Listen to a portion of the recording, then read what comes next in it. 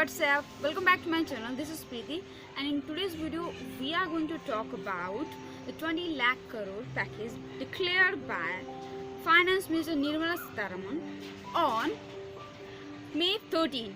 It is the dream of Prime Minister Narendra Modi, self-reliant India, Atmanirbhar Bharat. Lakh crore रुपया आधुनिक infrastructure के लिए लगाए जाएंगे।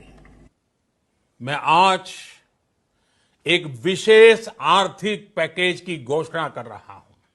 तो ये करीब करीब 20 लाख करोड़ रुपए का है। 20 लाख करोड़ रुपए का है। और हर संकट के समय एक पैकेज घोषित करने की फैशन हो गई है। भाई आपको कुछ मिलता है क्या? इतने पैकेज आते हैं, मिला है कुछ? आपको मिला है कुछ? ये जो पैकेज घोषित करते हैं ना, और जो कुछ देते नहीं ना, अब उनको पैक कर करके भेजने का समय आ गया है। The dream of Prime Minister Narendra Modi to build a self-reliant country, Atmanirbhar Bharat, Finance Minister Nirmala Sitharaman declared 20 lakh crore package, and the whole package was announced by government in 5 tranches. Taking 5 days, the finance minister announced the package.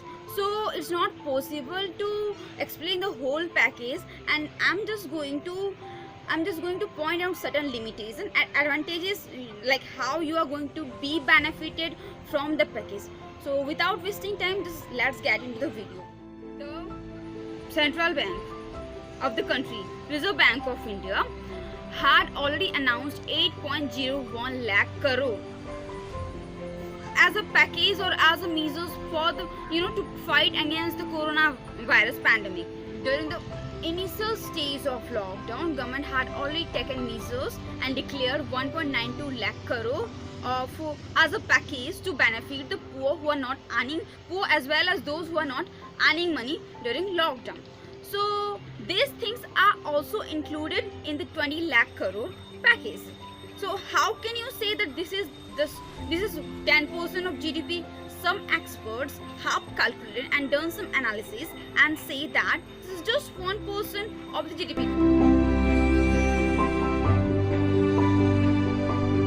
United States, the developed nation, has announced 2.3% of its GDP in Program Production and Healthcare Enhancement Act.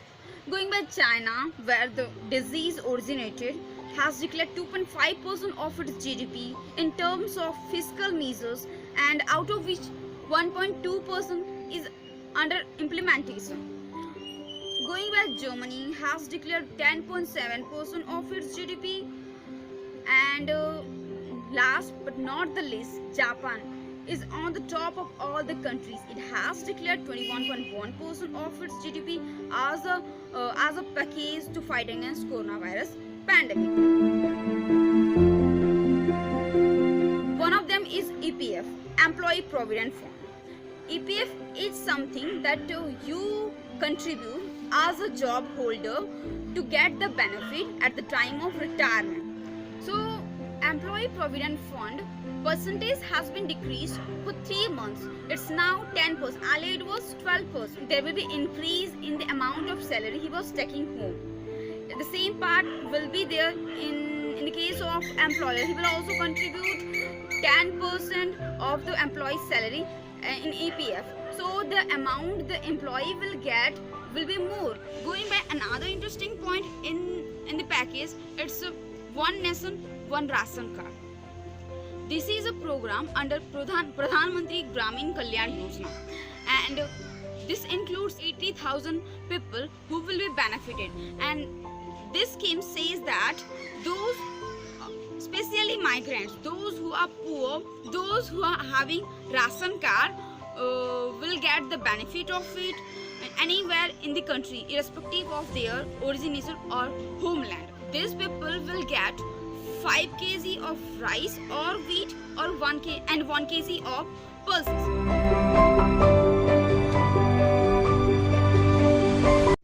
Government has declared 5,000 crore loan for street vendors and these street vendors are saying like they are running out of working capital because at the time of lockdown they could not earn money and they had to spend from the working capital. They are demanding direct cash transfer to their bank accounts, so it some way it will be beneficial to them.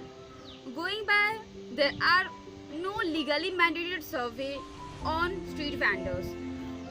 The data of 1997 and 1998 say that there are only 1 crore vendors, and right now 4 crore vendors, out of which 2 crore are urban vendors and another 2 crore are weekly market, rural vendor and railway vendor. So think like there are more number of uncertified vendors, so it's a complex process to to give them the benefit of the package if they are not certified, and there are more number of people like that.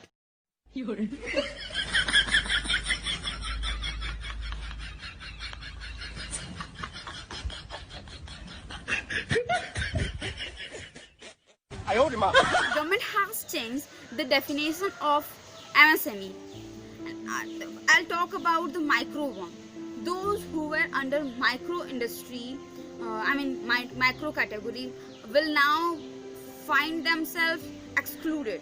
So the criteria is an industry should have 1 crore investment and 5 crore turnover, then only it will come under micro industry.